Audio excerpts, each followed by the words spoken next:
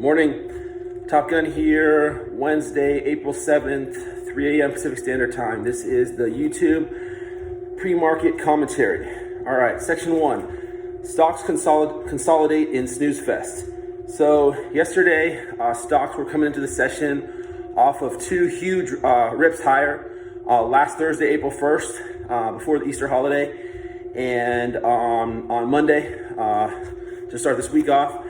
And so they were extremely overbought, as you can see in this tweet from Bespoke, and as well as this tweet from Stratigus that shows that at the open yesterday, 89% of S&P components were above their 50-day moving average, not their 200-day, their 50-day. So stocks have really been taking off in the last week or so. So it's really no surprise that yesterday was a low volume, the lowest volume of the year, according to Tom Heerden on Twitter for stocks. And a snooze fest with the S&P down 0.1%, the NASDAQ down 0.05%, and the Russell down 0.25%. It's looking like we might get another consolidation day today, as people kind of organize and process what's happened in the last week, but really the last 2 days where we've surged to really explosively higher. Okay.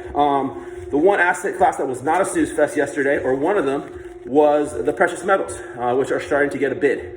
Gold, the GLD was up 0.80%. SLV, silver ETF, 1.08%. The GDX, the gold miners ETF, 1.69%. The junior gold miners ETF, GDXJ, plus 2.55%. Silver miners ETF, SIL, plus 2.57%.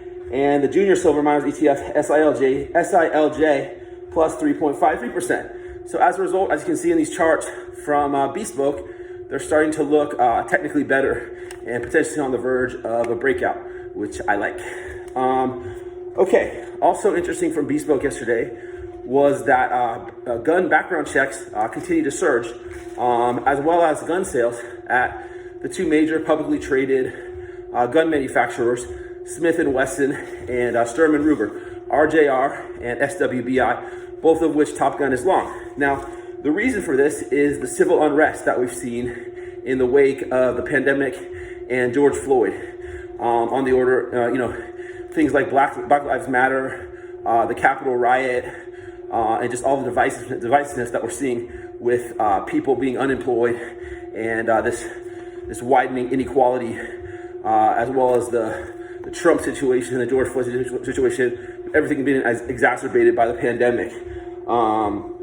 However, the stocks continue to be somewhat range-bound due to concerns about gun control legislation from the Biden administration. See you guys manana.